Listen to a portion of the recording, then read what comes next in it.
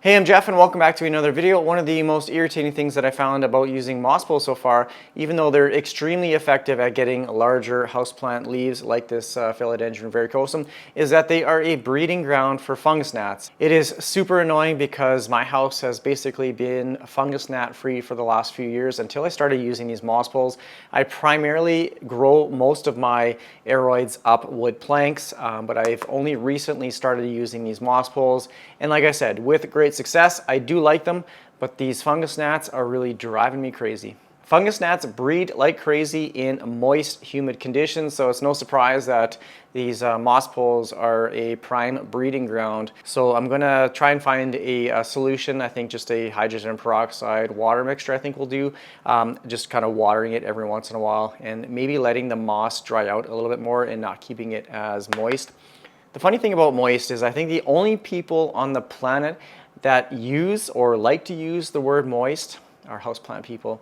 If you use it in like a different public setting or at work, people always kind of do a little bit of a cringe when they hear moist, or they'll say like, oh, I hate that word. So yeah, houseplant people, we're a different breed. The newest leaf is looking pretty flawless and it's still sizing up, but the last leaf, it's getting a little bit of these yellow spots, and I know I am dealing with a little bit of a spider mite issue on some of my houseplants downstairs, but it seems like every time I get a new leaf, the lower leaves end up getting a little bit yellow, and then they get these brown crispy edges. So I know this plant in particular likes to be a little bit more, I guess, well watered. It doesn't like to dry out completely. So I've been trying to keep it a little bit more well watered, I guess, but now I'm dealing with that fungus gnat issue. So yeah, I'm gonna check some of my other moss poles here as well, but let me know down in the comment section if this ever happens to you and your verrucosum, and I guess some remedies for it. Now I am going to be chopping these lower leaves off because I don't like them, and it leaves them susceptible to houseplant pests like spider mites, which I don't want. So I'm going to chop them off here, and I'm being a little bit more vigilant with cleaning my houseplant pruners and tools because of an absolutely crazy, unforeseen circumstance, I guess. I'll insert some footage here, but I did have a couple alocasias that I overwintered the bulbs or the corms, and then once spring came along, then I planted them outside. There was one I guess leaf or a couple leaves that just had some crazy variegation. It was absolutely beautiful, and I sent it to a couple of my alocasia friends, and they said with almost 100% certainty that they think it is the mosaic virus. So yeah, that plant is gone now, and fortunately enough, that was only for my outside the one pot. So it's super contagious if you use like pruning shears on that plant and then you prune another plant. It's not only a virus for alocasias, colocaceae, but it actually can be transferred to most other aroids, philodendrons and stuff. So I never thought in a million years that one of my plants outside would have mosaic virus, and it's easily transferred if you have pests that basically suck the sap of a leaf and then transfer over to another plant. So like aphids is a bug that transfers the mosaic virus quite easily, and from what I've read, it's actually fairly common. So just looking at this leaf right here, and I like to use a little flashlight, it's really hard to see on camera, but right here, you can see there's almost like a little bit of particles just hovering above the leaf, and when you shine a light on it, sometimes you'll be able to illuminate some of the webs. So this leaf for sure has spider mites, so I'm actually going to chop off these leaves at the top. Not seeing any spider webs on this one, and it's not a terrible leaf. Actually it is.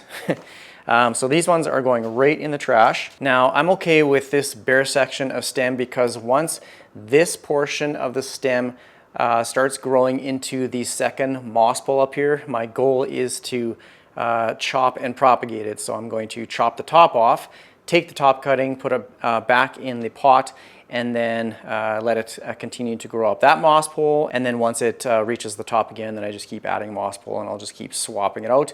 That way I can get larger leaves with each section. Yeah, I can just chop and prop, put it back in the pot.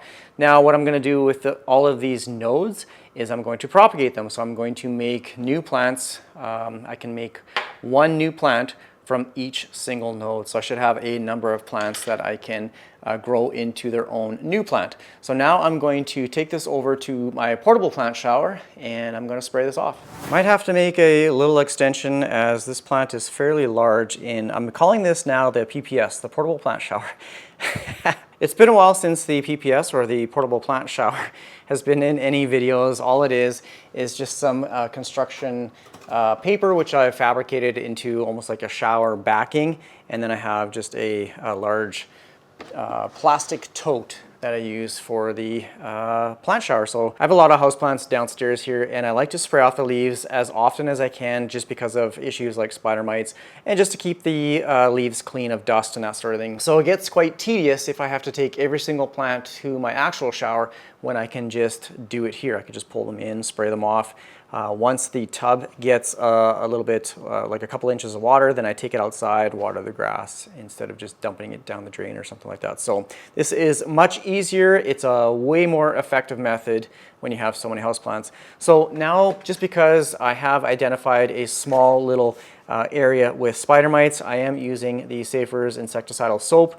Now, I have read some things that people say insecticides don't work on bugs like spider mites because it's not an actual insect, it's a mite. But in the instructions, it says this is safe and effective for bugs like spider mites, aphids, all that kind of stuff. So what this is, it's potassium salts of fatty acids. Essentially what this does is it coats the bug. It has to come in contact with the bug. It dehydrates them to the point where once it starts to dry up, they become dehydrated and dry up, and their soft bodied shell shrivels up and they die. So all you have to do is coat the front and the back of the leaf. A lot of times I will like to kind of rub the solution in, but I don't have any gloves right now. You should be wearing gloves, mask, all that kind of stuff. Just follow the guidelines or the recommendations in the instructions. I do have it on the mist setting, so I am just lightly spraying down the leaf, making sure to get into the area like the petiole where it attaches to the leaf, and let that kind of drip down. And I'm going to do the back side here as well, but I have to turn the plant around. Once it dries, it's no longer effective. You can spray the leaf off afterwards, and whatever is left after, or whatever the insecticidal soap doesn't kill, then you can just spray it away with a good blast of water, and that should really do the trick. The problem is when you have so many houseplants like I do downstairs, then a small little issue like this can get out of hand quite quickly. I just turn it around and I'm going to get the back side of the newest leaf here first. Again, just making sure you get right up into these little creases, up in the petiole, and just the entire leaf. Don't let houseplant pests get you down. This unfortunately is just, it's just what happens when you own houseplants. Just do the best that you can. Don't let it stress you out. I know it can be very stressful when you have quite a bad infestation of spider mites. Thrips are the worst, but don't let it get you down. This is just a part of owning houseplants. Just do the best that you can. I don't care who you are, you will always have houseplant pests. So just enjoy the hobby and do the best that you can. If you have a plant that has a lot of spider mites or thrips, that sort of thing, just cut the leaf off. Who cares if it has one leaf on here? I don't need a full luscious plant to enjoy it. I enjoy the newest leaf, like this is beautiful, but I cut the rest of them off. I have a bare stem there. I really don't care. Houseplant pests are just a part of owning houseplants, and right now, unfortunately, it is hot and dry outside. I just made a YouTube short video on my sunflowers outside are just covered in thrips. So that's how they get inside your home, is through the windows and doors, or if you brush up against the plant, the bug will come in on your arms, or if you have pets, they fall on the pets. So it's almost unavoidable. Just enjoy the plants, don't stress out about the bugs. And like I said, if you need to, cut the leaf off, who cares? Okay, now that my little rant is over, I'm just going to let this drip dry for a few minutes, and then I'm going to place it back over in the area. It just goes right over there. I'm not going to leave it in here to dry completely because, I have a lot of stuff to do today. So I'm just going to place it back over there, and then we'll move on to the next one. Everything is thoroughly coated. It looks beautiful. Another thing that I like to do is rinse out the saucers. So this comes from the varicosum plant. You can see it's quite dirty, so this may be a breeding ground for fungus gnats as well. So I'm just going to rinse it out and make sure it's clean. So this is my philodendron Tahiti. This one is beautiful. It's also on a moss pole. So I like to use a high pressure pump action garden sprayer. And I not only clean the leaves off, but I will also water the moss pole this way. So that's why it's nice to have this little portable plant shower, so I don't, spray the rest of the plants or the floor. I can just water it like this, and then I'm going to water the moss pole. Just like that.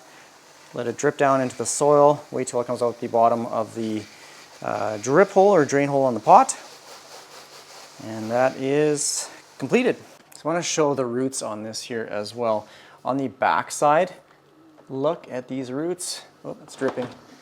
Beautiful. So once this outgrows the pole here again, I'm going to add an extension piece on top, and then once it grows to the extension piece, then I can chop and propagate it. I do have some single node propagations that are rooting right now. They're getting new growth, but this is a beautiful plant. Here is my beautiful philodendron splendid. Look at this newest leaf, and it's sizing up quite nice compared to the old ones. This one is just extending over the top of the plant shower here, but I'm just going to spray off the leaves here first, and then I'm going to saturate the moss.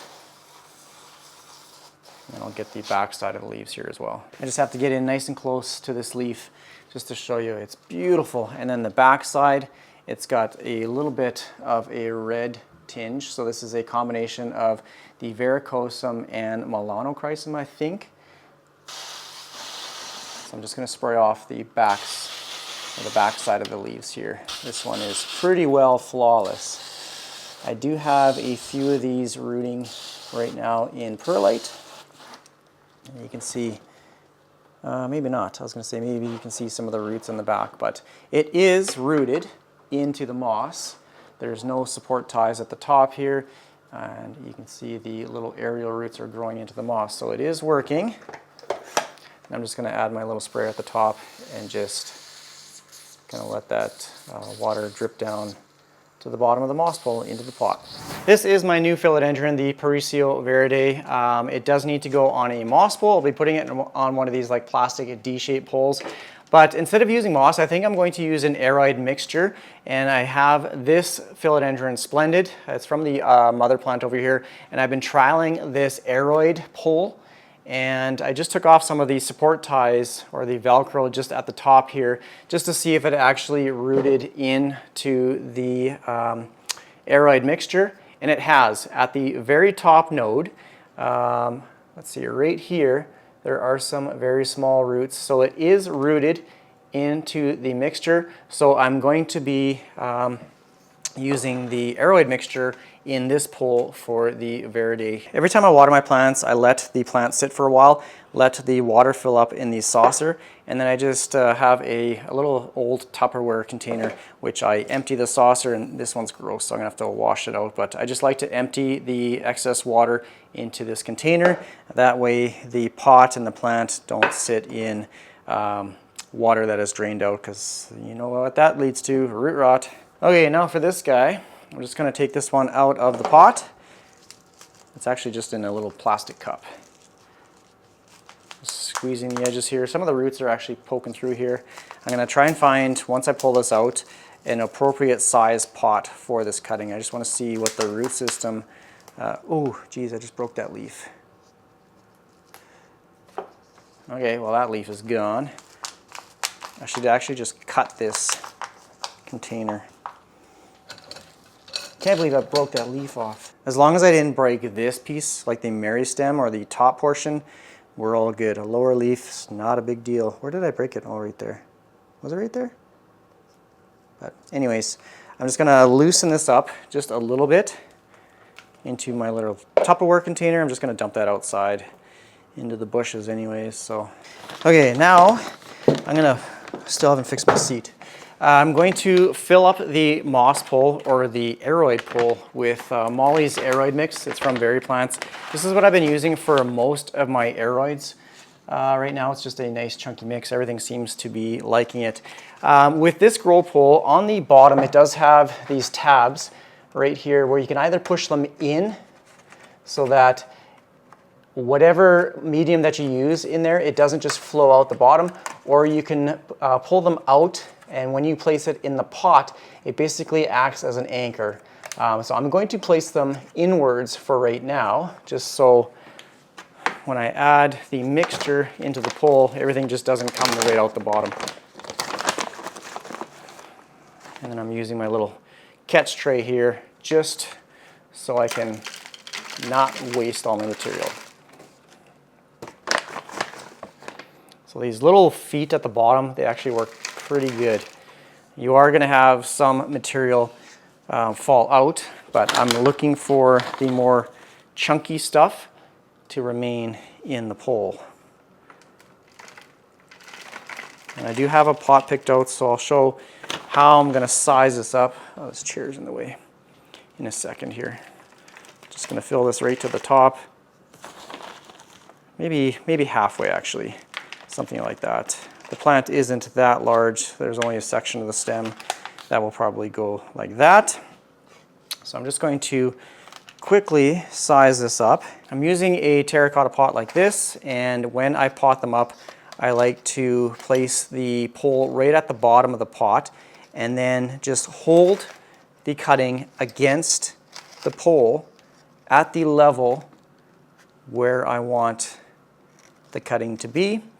And then I don't have it right now, but I like to secure the cutting to the pole, and then that way I can just pot everything up together. The cutting's not going to flop over. So I'm going to go grab my little support stake, and then I'm going to show you what I'm going to do here with this little aerial root as well. So here's kind of the setup that I want it, and I'm going to tuck this aerial root right inside the soil like that, just to guide it in there without breaking it. And then I'm going to hold it in place, and I'm going to use this plant Velcro. It does have a soft velvety portion which you want against the plant. And then I'm going to wrap that around. Actually, there's two pieces here. I didn't know if it'd be long enough or not, so stay there, don't fall off. It might actually wrap around the whole way. So I just want those aerial roots to remain in contact with the growing medium. Secured around back like that. Now I have everything as one piece, and now I can just place it in the pot like this and then just add soil. So it makes it really easy so the cutting doesn't fall over. And now I'm just taking the mix and adding it in to the pot. Okay, so I'm just lightly packing that down. It doesn't need to be like super compact in there, just to the point where the pole doesn't fall out. But I find when you place it at the bottom of the pot, then it's fairly stable. So something like that. And maybe just a little bit more here, just I can see some roots popping through the soil. Okay, something like that. That was a super easy repotting little project here. Now back over to the plant shower for a quick little spray down. Make sure my face doesn't get in the way, but just going to spray off the leaves here as well, front and back.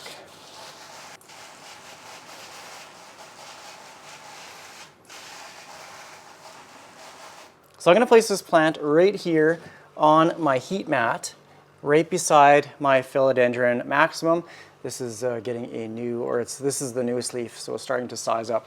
The reason why I'm putting it on a heat mat, because the Paricio Verde gets very prominent variegation when you have it in higher light. So this is the Mother Plant Spectrum Grow Light. I have it right in front. But it also gets increased variegation when the soil or when the plant is exposed to higher temperatures, to heat. So right now it's got very minimal variegation. But I'm hoping to get that variegation back with the high light and the heat from the heat mat. Some other plants that love the heat mat are alocasias, and I have a few of them in perlite. Here's my newest one. This is again from Parkfolia. This is the variegated Frydek. It's growing in perlite. I water these basically the same as any other houseplant. Once it gets dry, and you can just test the perlite. If you can squeeze it and it turns to dust, it's dry. Again, I pay attention to the weight of the pot. These are all completely dry, so they're going to be needing some water here as well. Here is the Okinawa, I think that's how you pronounce it, the silver. So this is a nicely variegated alocasia as well. And if you watch my channel for any length of time, you know this is probably my favorite alocasia. Well, this is my favorite alocasia, if not one of my favorite plants. This is the Gegiana aurea. This one is beautiful. Little bit of blotching right there, suspicious. Please don't have spider mites. And you have spider mites. There's a little speckle right there, so I'm gonna have to spray this one down. I'm just gonna squish all these bugs. I just like to kind of rub the leaves every once in a while. So my favorite plant, beautiful. And here's a few other new ones. This is the dragon's breath. I'm just keeping an eye on this one for spider mites as well. I'm just gonna have to spray all these plants down. I'm just gonna take these one by one in the little tub. Take my little wand and just spray them off. I will water the perlite until it comes out the bottom of the drain hole. Now in my spray bottle, I do have a combination of filtered tap water. I do have some Dynagrow Foliage Pro fertilizer. I do fertilize with every watering, just a very small diluted amount. And I do test the pH of my water. My filtered tap water is fairly alkaline, so I do add a product called pH Down. This just helps lower the pH so that the plant roots can utilize the nutrients. So it needs a pH of between like 6 to 7, I guess. So more of slightly acidic to neutral pH. And that way the plant has the ability to utilize those nutrients. If it's too acidic or too alkaline, it basically makes those nutrients unavailable to the plant to use. So, and then I'm gonna get the underside of the leaves, spray it off, and just let that soak through. If you grab a little piece of perlite and you now squish it, you can actually feel and see some moisture on your hand or your finger there, so I know it's well watered. I'm just going to give it a little bit more here. And place that one back right there. Now this is the Yukon Gold. Whenever I spray off plant leaves, I like to spray the front and the back side, but I also like to just slightly rub the leaf just in case there's any pests on there. It just dislodges them, and that way I know it's been thoroughly cleaned. So just something like that, and then I will soak the perlite again till it comes out to the bottom of the drain hole, just like that. Now for the Alocasia Georgiana, I'm just going to spray this one off for now. I'm not going to add any of that insecticidal soap, which I probably should, but I'm not. I just want to get it well watered here. Usually, or sometimes, a good blast of water is sufficient enough to get rid of spider mites. So for right now, I'm just going to water it and just clean the leaves off. And I'll do the same thing, just spray off the leaves. A lot of times these spider mites get up into the leaf and the petiole region there.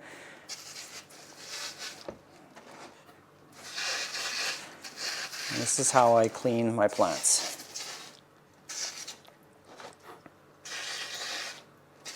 Let me know down in the comment section what you guys do for houseplant pests. If you spray your plants down routinely, or if you use like beneficial mites, or if you use a systemic. Unfortunately, systemic in Canada, like something, what's the brand? Bonide systemic granules. Although it's not illegal to use in Canada, you just can't buy it anywhere. It used to be a banned substance, but it's no longer banned, but you just can't buy that systemic product in Canada. But if you're in the US and you use it for your indoor houseplants, that is one of the most effective things, especially when it comes to thrips. Any sap-sucking bug, a systemic will work fantastic. But for now, this is what I do just as a preventative, is just basically spray off the leaves and just clean it like this. I know everyone has their preferred method for alocasias or really any plant. I absolutely love perlite just because it provides a lot of airflow, which these plants, these roots, like they're fairly small, they need a lot of airflow, and I find they just thrive in perlite. Like look at all these healthy roots. I do have some in soil, like this Regal Shield. It's doing really well in soil.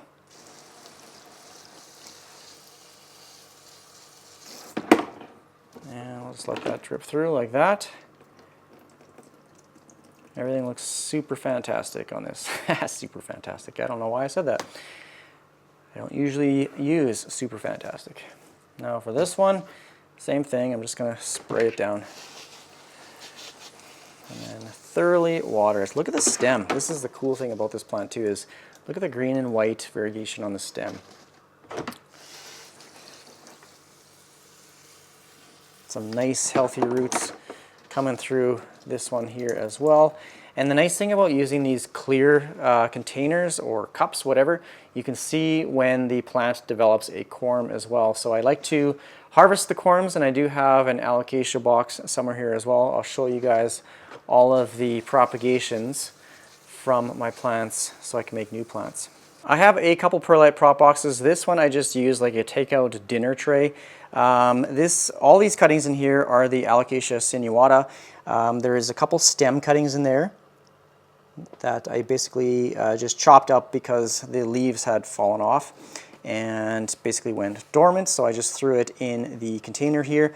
And I did find a number of smaller corms, and I didn't remove any of the outer shell, and it's getting some cool little roots and then some growth points. So they're all getting new growth points. So this is a 100% success rate with these corms. I have many perlite prop box videos if you want to go check those out, how to set them up, how to maintain them. You can see the humidity or condensation on the lid is one way to tell whether the perlite is still moist or not. Quick little, I guess, tip is I never have any standing water at the bottom of the container. The perlite is moist, but I never have any standing water. So here's all my other Alocasia corms, and I love this box. Look at all of these. So obviously I have the Cuprea, I have some Regal Shields, Dragon Scales, some Frydek, and here's a little Gagiana aurea in the bottom there as well. I'm gonna have to take these out of the prop box because they are definitely ready to go into soil or perlite, whichever method you decide to grow them in. Might as well show these ones here as well. Here are some propagations from my Philodendron Splendid. I chopped up the stem. They're all single nodes, and they are, holy cow, they are rooted as well. Beautiful roots. Here is a new growth point, so it's going to grow into its own new stem. Here's the original leaf and stem. So these perlite prop boxes are something else. I rarely have any propagations die or have any failures. So yeah, it's pretty well what's in my prop boxes. I definitely will be making more once I start chopping up my plants or getting more corms, or even with my philodendrons, like my varicose, I'm going to take those single nodes, put them in a prop box, and then I'll grow many new plants from the plants that I have for free. The last thing I have to do is water my large Aglaonema Silver Bay. This is a gorgeous plant, and honestly, like Aglaonemas in general, are one of the most underrated common houseplants out there. The only thing they really do is they get a little bit droopy when they need water. They don't get yellow or crispy leaves or anything like that. They can tolerate fairly low light conditions. Yeah, they just get a little bit droopy like this. Once you water them, they perk back up. As they grow, you will get some leaves that die off, like this one right here, and it's fairly easy to take off. You just get as close to the stem as you can, and you just pull them off. That's all you do, and it for the most part, as long as you keep it as long as you keep an eye on it, it looks good all the time. The most common pest for these is mealybugs, and I've only ever had that once. I brought a new plant home, I found a little mealybug on the stem, and I took it back. Otherwise, I've never had any issues with other pests that I can remember with these Aglaonemas, but yeah, beautiful leaves. It's such an easygoing houseplant. Now I do have, I'm just going to see if I can pull it out. I do have it in a plastic nursery pot. It's in a plastic insert. All I do is take my watering can and I just dump it in. I just soak it, and then I will empty out the insert pot. So I'm going to use probably about 3/4, maybe half 3/4 of the pot of water. Going to let that soak in, and then I'm going to take the plant out and then I'll empty out the insert. I might leave it sitting in the water for maybe 5-10 minutes just so that the roots and soil can kind of really soak that up. Here's another little yellow leaf. Just going to take that off the stem like that. So yeah, that is pretty well all I'm going to do with this one. Just let it soak up that water and then put it back in its spot on the floor. So that's pretty much all the plant chores that I wanted to get done today. I hope you enjoyed this video. If you have any comments or questions, please leave it down in the comment section. Always appreciate the support. Take care, everyone. Bye.